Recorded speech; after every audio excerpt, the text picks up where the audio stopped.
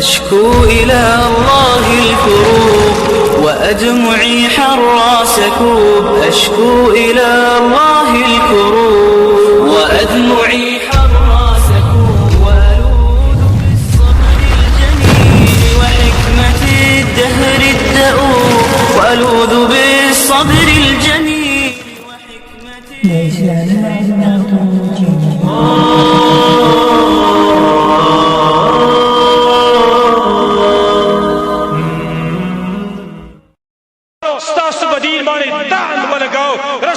کنزل وکړو قرآن ته کنزل وکړو د دین یو بل حکم ته کنزل وکړو د الله حکم دار فقاتلو ائمه الكفر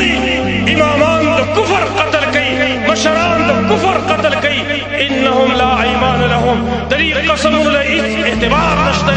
ور قتل کوي لعلهم ينتهون دیر فارشي آئنده کې ورې منشي بیا آئنده کې رسول نوم چرته یو د سوال لري آئنده کې رسول نوم چرته په ګستاخانه طریقې سره وادري لعلهم ينتهون دیر فارشي ولشي نن د ایمان د مواسنې خبره ده که څوک خفه کېږي هزار کار دې خفه شي خو زما د نبي ناموس زما د نبي قدر او اقدار دا په هر چا باندې د بره دي او دا د ټولو مؤمنانو ذمه ده چې د خپل نبي د خپل اولاد هم قربانۍ پالټي خو ډېره وروسته ده خپل مور او پلار هم دې قربانۍ پالټي خو ډېره وروسته ده تمام انسانیت په دې قربانۍ پالټي خو ډېره وروسته ده ما ته خو خپل نبي راغلی دي چې زه خو ستا دپاره د پلار غوندې حیثیت لرم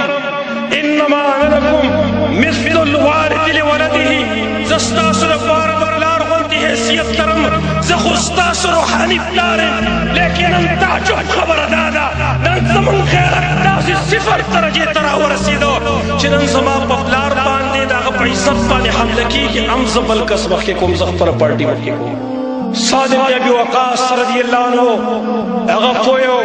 دا تربیت هم په دې انداز باندې شوی چې د نبي له خوا دا خبرې اورېدلې دي چې لا یؤمن احدکم حتى اكون احب الیه من والده وولده والناس اجمعین تاسو کې یو تن نشي مؤمن کېدلی څو پورې ورته سره خپل مور او پلار نه د خپل اولاد نه تمام انسانیت ته غوره نه دا خبره د هغه په ذهن کې ناسته وه د هغه زړه ته دا خبره ننوتلې وه د هغه یقین په دې باندې جوړ شوی خپل مور ته وایي مورې که چېرته ستا سل ساونه شي یوه ساه خارجېږي بله داخلېږي بیا خارجېږي بیا بله داخلېږي چېرته هم په محمد رسول الله صلی الله علیه وسلم زه کفر نشم کولی دې ته ایمان ویل کېږي زما ورو دې ته اسلام ویل کېږي نن زمونږه ملک داسې حد ته ورسېده مخکې ما تاسو ته ویله د چا رضا سره تعلق نشته دی چې موږ ما تنقید کوو د چا له پارټۍ سره تعلق نشته چې باید تنقید کوو لیکن خبره زما د نبي د عزت ده او زموږ د نبي عزت د هر چا نه بهتر د داسې خلکو حمایت مه کوئ چې هغه ستا د رسول د عزت سودا کوي هغه ستا د رسول د ناموس سودا کوي کفار خوشحالوي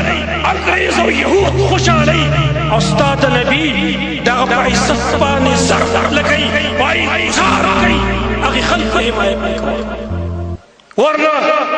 د رسول الله صلی الله علیه وسلم سره به ما او ته په کومو سترګو مخامخ کېږو